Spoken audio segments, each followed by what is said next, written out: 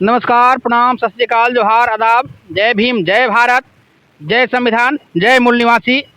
तो आज हम खड़े हैं औरंगाबाद डिस्ट्रिक्ट के गांधी मैदान में, जहां भारत मुक्ति मोर्चा द्वारा एक धरना प्रदर्शन रखा गया है।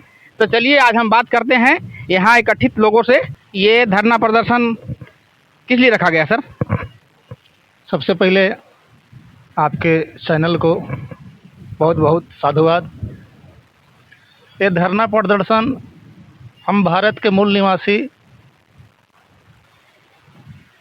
वामसेफ का राष्ट्रीय अधिवेशन 2025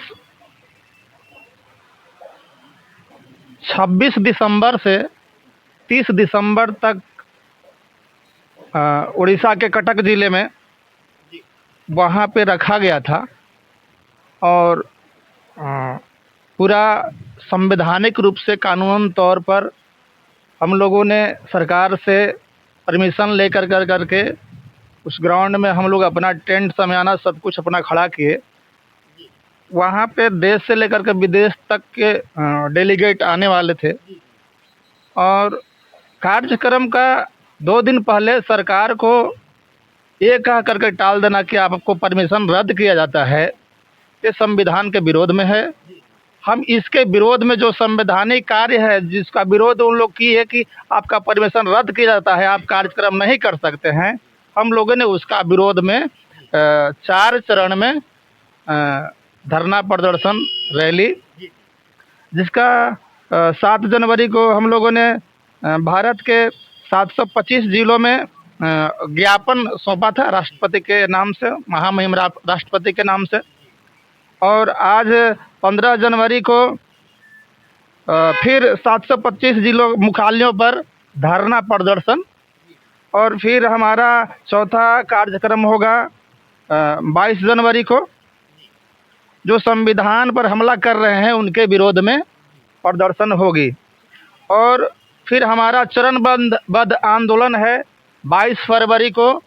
22 फरवरी को हम लोग आरएसएस के हेडक्वार्टर नागपुर में, वहाँ हम लोग आरएसएस का हेडक्वार्टर को घेराव करेंगे, इसलिए कि इस देश को आज सेंट्रल में बीजेपी की सरकार है, लेकिन बीजेपी जो आरएसएस कहती है वही बात बीजेपी के लोग करते हैं। ऐसा बहुत सारा सबूत भी है जिसके आधार पर हम कह रहे हैं।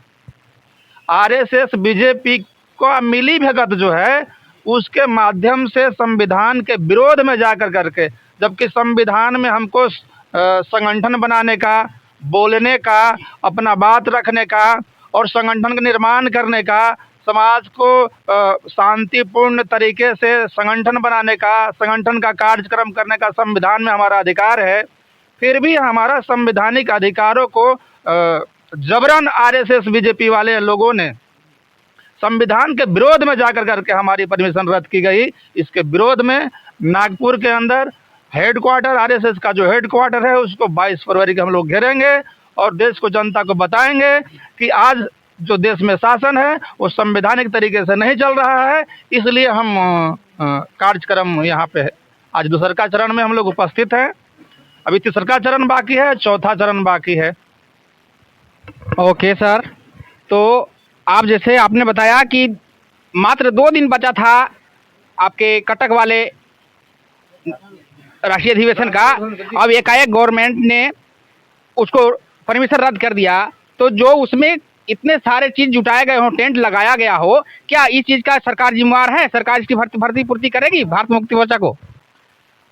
हमारा संगठन भारत मुक्ति मोर्चा, राष्ट्रीय पिछड़ा वर्ग मोर्चा, बहुजन क्रांति मोर्चा और राष्ट्रीय परिवर्तन मोर्चा के माध्यम से हम लोगों ने 4 चरण में आंदोलन कर रहे हैं। और सरकार से हमारी मांग है कि हमारी जितना भी खर्चा हुई है, राष्ट्रीय अधिवेशन करने में करोड़ों का खर्च होता है, और उस सारे के सारे हमारे देश से लेकर के डेलीगेट, विदेश से लोग भी आने वाले थे, सबका टिकट, सबका फ्लाइट का टिकट, ट्रेन का टिकट, लोगों का, हम लोग जो गांव देहात में भारत के रहने वाले लोग हैं, गांव देहात से जाने वाले लोगों ने कई एक महीना पहले टिकट करवा लिया है। ये सारी खर्चा का मुआवजा कौन देगा? हम भारत सरकार से अपील करते हैं कि ये सारी मुआवजा आपको देना होगा, और संवैधानिक तरीके से हम बोल रहे हैं कि आपको देना होगा। क्यों? क्योंकि हमने संविधान के कानून के दायरे में रह करके कार्य किया है। हमने कहीं पर भी उदंडता या असंवैधानिक कार्य नहीं किए। संविधान के दायरे में रह करके शांतिपूर्ण तरीके से हम अपना आंदोलन कर रहे हैं।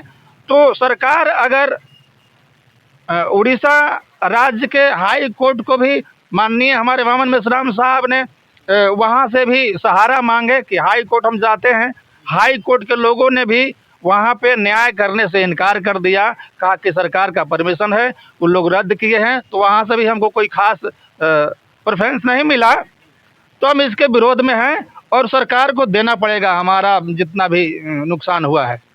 तो सर, जैसे कि आपने कहा कि विदेशों से हमारे डेलीगेट्स आने वाले थे, विदेश से लोग आने वाले थे इस अधिवेशन में, तो यदि सरकार एकाएक परमिशन कैंसिल करती है और विदेश के लोग नहीं आ पाते हैं, तो हमारे देश भारत का विदेशों में क्या इमेज रह जाएगा सर?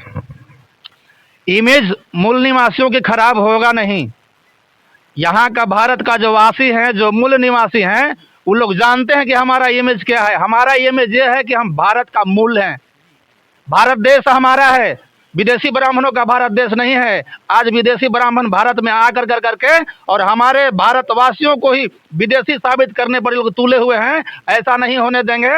अब हम लोग आ गए हैं और खड़ा हो गए हैं अपने पैर पर। बाबा साहब डॉक्टर भीमराव अंबेडकर के संविधान के माध्यम से हम लोगों ने पढ़ा है, लिखा है और अपने देश के कानून और हक हकीकत को जाना है और पहचाना है। अब शक्ति के साथ हम लोग भी खड़ा हो जाएंगे और इस देश में जो गैर संवैधानिक लोग जो घुर रहे हैं, जो दंगा फसाद करने की बात करते हैं, बाबा साहब पर उल्टा पलटा टिप्पणी करते हैं, ये सारे हिसाब किताब हम लोग लेने के लिए अब तैयार हो गए हैं। अब किसी प्रकार का कोई भी असंवैधानिक काम नहीं होगा। यहाँ इस देश भारत देश अब संविधान से चलेगा। जी सर, जैसा कि आपने दोबारा से बोला कि ब्राह्मण विदेशी हैं, तो ब्राह्मण विदेशी हैं तो सर अभी आप देख रहे हैं हाल में ही, पहले तो ब्राह्मणों के द्वारा एक यादव समुदाय को कथा कहने के विरुद्ध में उसका सर मुंडवा दिया और उसको ब्राह्मण स्त्री के पेशाब से नहलाया गया। वो तो हुआ। बाद में अभी फिलहाल की घटना है सर कि एक ब्राह्मण को यादव समाज को कथा कहने के एवज में उसकी चोटियाँ कबार ली गई। तो सर इसके बारे में आप क्या कहना चाहेंगे? समाज कहाँ जाएगा? सर, अभी जो कहे जिसका चोटियाँ कबार ली गई, वो कथा नहीं कर रहे थे, वो चोटी रखे हुए थे। उनका अपना आस्था था मानने का, उसके मुताबिक वो थे। लेकिन एक हम लोग देखा सोशल मीडिया पर, एक ब्राह्मण ने उसको ये कह कर करके कि आज तुम लंबा लंबा चुरकी रख रहे हो, चोटी रख रहे हो, कल तुम कथा कहने लगोगे, ऐसा शब्द कह करके या ऐसा उनको अपमानित कर कर करके, और उनका जो चोटी होता है, जो हम लोग सीखा, जिसको हम लोग देहात में बिहार में हम लोग चुरकी कहते हैं, उस चुरकी को पकड़ कर काटा नहीं, पूरा पकड़ करके उसको खींच लिया गया और कबाड़ लिया गया।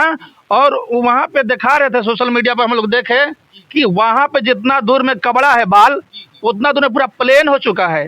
ये बहुत शर्मनाक घटना है और बहुत शर्मनाक घटना है। इसका हम लोग पुरजोर विरोध करते हैं, इसको निंदा करते हैं।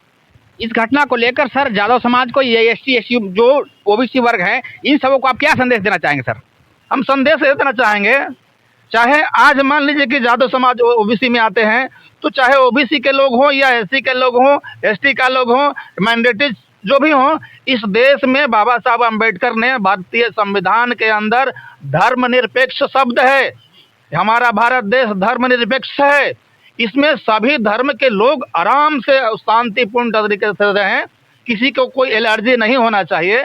लेकिन हम फिर वही बात करना चाहेंगे, जब से विदेशी ब्राह्मण भारत देश में आए हैं, तब से भारत देश का दुर्दशा हो रहा है। और ये बात अब भारत के SC ST OBC and minorities के लोग जान चुके हैं और अब जाग चुके हैं और नहीं जागेंगे तो खुद ब्राह्मण जगाने का भी काम कर रहे हैं, अपमानित कर रहे हैं। किसी का सीखा कबाड़ ले रहे हैं, तो किसी को मूछ काट ले रहे हैं, तो किसी को मूछ रखने पर गोली मार दे रहे हैं। तो ये सारी घटनाएं जो है असंवैधानिक हो रहा है। हम लोग भी संविधान के अगर छोड़ दें तो इनको फिर छठी के दूध याद करा देंगे। लेकिन हम बाबा साहब के औलाद हैं। बाबा साहब का रग मेरे शरीर के अंदर दौड़ रहा है, ब्लड दौड़ रहा है। इसलिए संविधान को मानते हुए हम अपनी लड़ाई को रखेंगे, जारी रखेंगे। बहुत बहुत धन्यवाद सर। अब इसके बाद, इस धरना प्रदर्शन के बाद अगला कड़ी में क्या व्यवस्था है सर? कहाँ कहाँ से लोग आने वाले हैं अगले कड़ी में, जो आपने बताया? सर अगले कड़ी में हमारा फिर आपको 22 जनवरी का है। 22 जनवरी के भारत के 725 जिला मुख्यालयों पर रैली प्रदर्शन होगा और पूरा जिला भर से हमारे लोग आएंगे और भारत देश के अपने अपने जिला मुख्यालय पर रैली का प्रदर्शन के माध्यम से हम सरकार को, हम यहाँ के शासन प्रशासन को ये कहेंगे कि हमारी जो संवैधानिक अधिकार है, हमें जो संविधान में फंडामेंटल राइट दिया गया है, हमें जो मौलिक अधिकार दिया गया है, उसमें छेड़छाड़ करने के प्रयास ना करें। हम संविधान के दायरे में रह करके अपना कार्यक्रम कर रहे हैं। हमारा संगठन संविधान को पूरा पूर्ण रूप से मानता है और संविधान को मानते हुए हम संवैधानिक तरीके से कार्यक्रम करेंगे। और हमारा मांग है कि हमारा जितना भी मौलिक अधिकार को ये लोग हनन करने के प्रयास कर रहे हैं, आप इसमें छेड़छाड़ ना करें, हमको भी संविधान के तरीके से काम करने दें। बहुत बहुत धन्यवाद सर, न्यूज़ चैनल संविधान भारत से बात करने के लिए। तो आपने देखा कि साहब क्या बोल रहे हैं, क्या सरकार के द्वारा नीतियां अपनाई जा रही है। किसी चीज़ को शांतिपूर्ण तरीके से करने में भी सरकार को तकलीफ है, तो सरकार को इस बातों पर ध्यान देना चाहिए। बने रहिए हमारे साथ। बस इसी के साथ नमस्कार।